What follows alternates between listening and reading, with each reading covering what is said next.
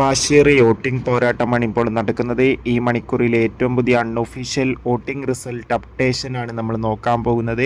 വീഡിയോയിലേക്ക് മുൻപ് video like ചെയ്യുക, ചാനൽ സബ്സ്ക്രൈബ് ചെയ്യാൻ വേണ്ടി ശ്രമിക്കുക.